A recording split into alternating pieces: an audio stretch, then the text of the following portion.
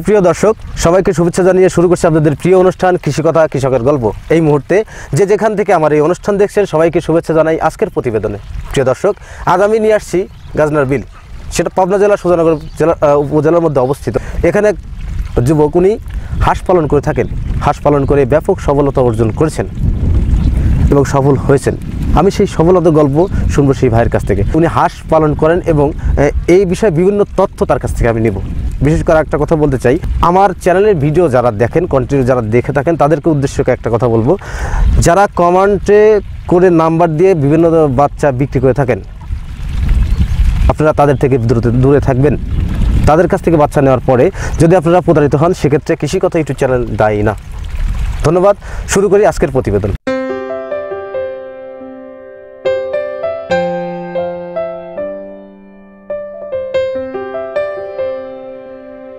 প্রিয় দর্শক, আমার সামনে যিনি দাঁড়িয়ে আছেন এবং পিছনে যে খামারটি দেখছেন, খোলা বিলের মাঠে হাঁসগুলো চড়ানো হচ্ছে। আমি সেই খামারের মালিক, তার কাছে আসছি, তার কাছ থেকে কথাগুলো শুনবো এবং হাঁস পালনের বিভিন্ন তথ্য জানবো। ভাই আসসালামু আলাইকুম। ভালো আছেন ভাই? আপনার নাম কি ভাই? মেহেদি হাসান আজিজুল। মেহেদি হাসান আজিজুল। আপনার গ্রামের বাড়িটা কোথায়? চরগোবিন্দপুর দুপপাড়া। চরগোবিন্দপুর দুপপাড়া। আচ্ছা, এই হাঁস পালনের অভিজ্ঞতা আপনার কতদিনকার? আমার প্রায় 4 বছরের। 4 বছরের অভিজ্ঞতা। আচ্ছা, এই হাঁস পালনের পূর্বে আপনি কি পেশার সাথে জড়িত ছিলেন? হাঁস পালনের পূর্বে আমি বিদেশে ছিলাম, এখন পারমাণবিক বিদ্যুৎ কেন্দ্রে চাকরি করি।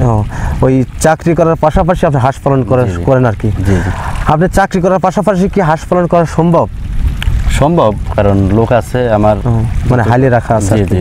কয়টা হাইলি রাখা আছে আপনার? 2টা। তাদের বেতন দেন কত করে? একটার বেতন 8,500, একটার বেতন 12,000। টোটাল মিলে 20,500 টাকা বেতন দেন প্রতি মাসে। আচ্ছা, আপনার এইখানে এখন কতগুলো হাঁস আছে? এখন আছে 550 হাঁস। 550 হাঁস আছে। আচ্ছা, 550 হাঁস, এখানে কি জাতের হাঁস আছে? সবগুলোই আপনার ক্যাম্বেল জাতের হাঁস। আচ্ছা, দেশে তো ধরেন আরো বিভিন্ন প্রজাতির হাঁস আছে, যেমন ধরেন দেশি হাঁস আছে, জিন্ডিং আছে, তারপরে রানার আছে, বেইজিং আছে। আপনারা ওইগুলো করা বাদ দিয়ে আপনারা কেন ক্যাম্বেল হাঁস করেন, হাঁসের খামার করছেন? প্রধানত ক্যাম্বেল হাঁস ডিমের জন্যই ভালো, আর ওগুলো তো মাংসের জন্য আর কি। তো আমরা ডিম উৎপাদন করি, আমরা মাংস বিক্রি করি। আপনি যে হাঁস পালন করে থাকেন, অভিজ্ঞতা আপনার দীর্ঘ 4 বছরের। এই 4 বছর থেকে অভিজ্ঞতা থেকে আপনার কাছ থেকে একটা কোশ্চেন জানতে চাচ্ছি, সেটা হচ্ছে আপনি কি মনে করেন যে হাঁস পালন করে স্বাবলম্বী বা লাভবান হওয়া যায়? জি, ইনশাল্লাহ হাঁস পালনে স্বাবলম্বী বা লাভবান হওয়া যায়। একটা হাঁস বছরে পর্যাপ্ত খাবার দিলে কি পরিমাণ ডিম দিয়ে থাকেন? বাৎসরিক আপনার 250 থেকে 280 এরকম ডিম দিয়ে থাকেন আর কি। তো আপনি কি হাঁসগুলো বিলেই রাখেন না বাসায় নেন? না, আমি বাসায় নেই না, হাঁসগুলো বিলেই থাকে, 12 মাস বিলেই থাকে। হ্যাঁ, এখন তো বিলে পানি নাই, এখন কোথায় রাখেন হাঁসগুলো, খাবার কোথায়? এখন প্রধানত পুকুর আছে, পুকুরের চালায় হাঁসের ঘর করা আছে, শেড করা আছে, ওইখানেই থাকবে। আর পানি বলতে এরকম যারা স্ক্রিমে সেচ দিচ্ছে, এদের পানিতেই হাঁসের খাবার পর্যাপ্ত পরিমাণ। এইখানে আপনার এই যে সেচের পানি দেখতেছি আমি, এইখানে আপনার হাঁস কি খাচ্ছে? শামুক খাচ্ছে, ঘাসের বীজ খাচ্ছে, পোকা খাচ্ছে। আর এগুলোর পাশাপাশি আমি ধান দিয়ে থাকি, গম দিয়ে থাকি। আপনার এই 550 হাঁস, এখান থেকে আপনি কি পরিমাণ ডিম পাইছেন? আমি 450 ডিম পাইছি 1 মাস। এখন একটু ডিমের পরিমাণ কম। আচ্ছা, এই যে হাঁসগুলো দেখছি, এই হাঁসগুলোর এখন বয়স কত? হাঁসগুলো প্রধানত আমরা 6 মাস বয়স থেকে 4 বছর বয়স পর্যন্ত পালন করে থাকি। আচ্ছা, হাঁসের প্রধান খাবার কি কি? হাঁসের প্রধান খাবার ধান, গম, আর পাশাপাশি শামুকটাই হাঁসের প্রিয় খাবার। আচ্ছা, শামুকের পাশাপাশি ধান এবং গম, এইগুলো দিলে কি ডিম পর্যাপ্ত পরিমাণ বাড়ে? জি, পর্যাপ্ত পরিমাণ। এগুলো পর্যাপ্ত পরিমাণ পেলেই ডিমটা আপনার 80% বা 90% ডিম আসে। বুঝতে পারছি। আপনার এই হাঁসের ডিম কমে যায়, আমি দেখছি কমে, কি কারণে আপনার ডিম কমে আমি জানতে চাচ্ছি। ডিম কমে আপনার এক হচ্ছে ওয়েদারের কারণে, আর দ্বিতীয়ত পর্যাপ্ত পরিমাণে খাবারের সংকট মাঝে মধ্যে হয়। যেমন বর্তমানে গাজনার বিলের একটা প্রধান সমস্যা হচ্ছে কচুরিপানা। হ্যাঁ, এগুলো হুট করে পুরা গাজনার বিলেই, তো এই কারণের জন্য আর কি হাঁস খাবার পাচ্ছে না, খাবারের সংকট। যার কারণে এবছর সবারই একটু লাভবান, সবাই একটু কম হচ্ছে। তো এগুলো যদি না হতো, ইনশাল্লাহ আপনার পানিও থাকতো বেশি, আপনার খাবারও থাকতো বেশি, শামুকও থাকতো বেশি, তো ইনশাল্লাহ আরো ভালো লাভবান হওয়া যেত। প্রিয় দর্শক, আমার এই ভাই উনি যেভাবে বললেন যে ওনার যে হাঁস পালন করার অভিজ্ঞতা থেকে বললেন, হাঁসের প্রধান খাবার ধান, গম এবং শামুক। এই খাবারগুলি হাঁসের যদি পর্যাপ্ত দেওয়া সম্ভব তাহলে হাঁসের ডিম বাড়া সম্ভব। এই খাবারগুলি যদি দেওয়া সম্ভব না হয় তাহলে হাঁসের ডিম বাড়া সম্ভব না। আচ্ছা, হাঁসের ডিম বাড়ে, জি, কি কি খাবার দিলে হাঁসের ডিম বাড়ে এবং সাথে সাথে মেডিসিন কি ব্যবহার করতে হবে? মেডিসিনের কথা বলতেছেন যে এবং আপনার সবারই তো আপনার মানব দেহ যেরকম মেডিসিনের প্রয়োজন, আপনার প্রাণী জগতেও এরকম মেডিসিনের প্রয়োজন। তো আপনার অনেক সময় ওর শরীরেও কিছু কিছু আপনার সমস্যা দেখা দেয়, যেগুলো হচ্ছে যেমন ক্যালসিয়াম। ডিমটা তো প্রধানত ক্যালসিয়ামই। জি জি। তো দেখা গেছে একটা হাঁস যদি 1 মাস 1.5 মাস একভাবে ডিম পারে, তো ওর শরীরে ক্যালসিয়ামের অভাব দেখা দেয়, ঘাটতি দেখা দেয়। সেই ক্ষেত্রে আমরা স্কোয়ার কোম্পানির ক্যালসিয়াম যেগুলো আছে ওগুলো ইউজ করি। থায়াবিন প্লাস আছে, ভিটামিন A-D3 আছে, যেগুলো ডিম বৃদ্ধির ক্ষেত্রে ব্যবহার করা হয়। ডিম বৃদ্ধির ক্ষেত্রে আপনি কয়টা মেডিসিন ব্যবহার করে থাকেন?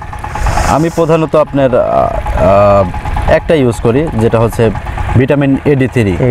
তো A-D3 শুধু A-D3 খাওয়ানো যায় না, সেক্ষেত্রে পাশাপাশি আরও কিছু ইউজ করতে হয়, যেগুলো আপনার হচ্ছে যে গালেঘার যে ওষুধটা আছে, হাঁসের গালেঘার বেশি ব্যবহার করেন থায়াবিন প্লাস। আর আপনার মানুষের যে আপনার সিনবিটা নামে একটা ওষুধ আছে, ছোট হলুদ কালারের, ওইগুলো ইউজ করি।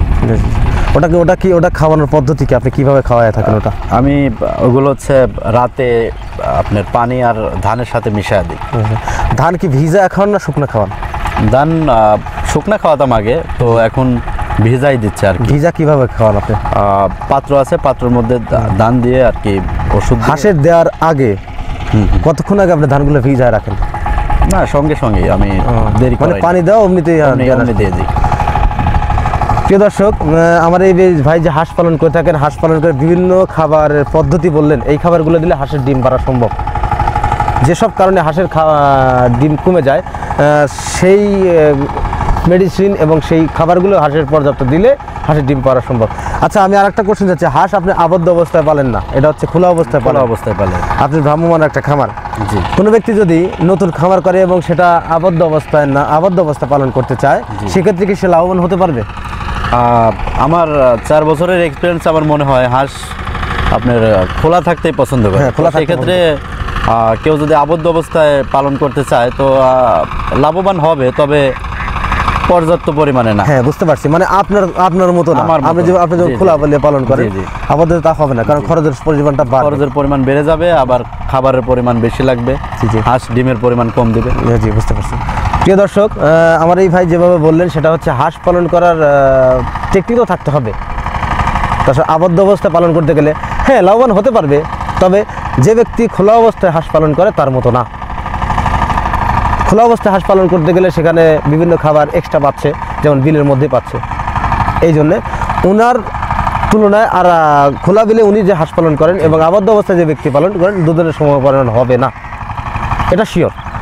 আমি তার কথার সাথে একমত।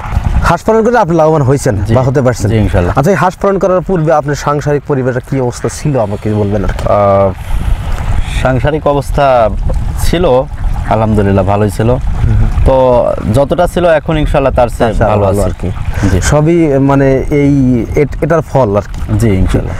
এটা পালন করতে গেলে আপনি তো আমার লোক রাখা আছে, আপনি মাঝে মাঝে আসেন, আপনি ওইভাবে না, যেহেতু জব করেন। জি জি। সেহেতু এখানে এতটা সময় দিতে পারি না। তো চাকরির পাশাপাশি হাঁস পালন, জি, এটা কি মনে হয় আপনার? কি মনে হয় যে জি আলহামদুলিল্লাহ, মনে কতটুকু আনন্দ হয়? মনের মধ্যে অনেকটা আনন্দ হয়, কারণ এটা তো আপনার শুধু আমার উপকারটা হয় না, এটা সারা বাংলাদেশের হয়। আমি সে চাহিদা পূরণ করি, তো ইনশাআল্লাহ এই দিক থেকে আমি খুব হ্যাপি আছি। প্রিয় দর্শক, আমার এই আজিজুল ভাইয়ের সাথে কথা বলে অনেকটাই ভালো লাগলো, কারণ হচ্ছে উনি যে হাঁস খামার করছেন, উনি কিন্তু একটা জব করেন আমাদের পাবনাতেই, পারমাণবিক বিদ্যুৎ কেন্দ্রে রূপপুরে। এটার পাশাপাশি হাঁসের খামারটা করছেন এবং তার সাথে 2টা লোকও রাখা আছে, তাদের বেতন প্রায় 20,500 টাকা বা 21,000 টাকার মতো। তাছাড়াও তাদের খাওয়া দাওয়া এক্সট্রা খরচ আছে, এমনি অনেকটাই খরচ আছে। তো এই হাঁস পালন করে তিনি আরও 2জন লোকের কর্মসংস্থান বৃদ্ধি করছে। এজন্যে ধন্যবাদ জানাই সেই খামারিকে, যিনি এই খামারটি করার জন্য 2জন লোকের আরও কর্মসংস্থান বৃদ্ধি করছেন। তারপর বিশেষ করে একটা কথা বলি, ওনার চিন্তা যে দেশের আমিষের চাহিদা পূরণ করব, এই লক্ষ্যেই খামার তৈরি করা। আপনি কি মনে করেন এই যে 500 আছে এর সাথে বেশি করার ইচ্ছা আপনার আছে না এই পর্যন্ত থাকার ইচ্ছা? জি জি, এর চাইতে বেশি করার ইচ্ছা আছে, কারণ আমি যখন জব করতাম না তখন আমি ফ্রি ছিলাম, তখন আমার হাঁসের পরিমাণ ছিল 1000। জি জি। তো এখন যেহেতু আমি একটু বিজি, তার কারণে আমি 500 হাঁস ক্রয় করছি। তো যখন ক্রয় করি তখন হাঁসের বাজারটা ছিল আপনার বেশি, অনেক বেশি, 40,000 টাকা সব। তো বর্তমানে হাঁসের বাজারটা একটু কম, 100 হাঁসের দাম এখন 30,000, 28,000, 32,000। বুঝতে পারছি। তো আমি আরো 3-4 হাঁস ক্রয় কিনবেন আর কি। জি। তো তার মানে আপনার এই হাঁস থেকে এখন প্রতিদিন কি পরিমাণ আয় হচ্ছে, মানে কি পরিমাণ ডিম পাচ্ছেন এখন বর্তমানে? আমার একটা মান্থ হিসাবে আমি খরচ বাদ দিয়ে প্রায় 50,000 টাকার মতো আমার খরচ বাদে প্রতি মাসে 50,000 টাকা আয় হচ্ছে, মানে 550 হাঁস থেকে। জি জি। প্রিয় দর্শক, আজিজুল ভাই উনি যে খামারটা করছেন, খামারেতে 550 হাঁস আছে। এই হাঁস থেকে উনি প্রতি মাসে টোটাল খরচ বাদ দিয়ে তার 50,000 প্লাস লাভ থাকে। জি। যারা খামার করবেন তারা সরাসরি আজিজুল ভাইয়ের সাথে সরাসরি কথা বলতে পারবেন এবং বিভিন্ন পরামর্শ তার কাছে নিতে পারবেন। ডিসক্রিপশনে আজিজুল ভাইয়ের নাম্বার দেওয়া থাকবে। আমি আশা করব তিনি তার আপনাদের অবশ্যই সৎ পরামর্শ দেবেন। আজ এ পর্যন্ত দেখা হবে পরবর্তী ভিডিওতে। ভালো থাকেন, সুস্থ থাকেন, আল্লাহ হাফেজ।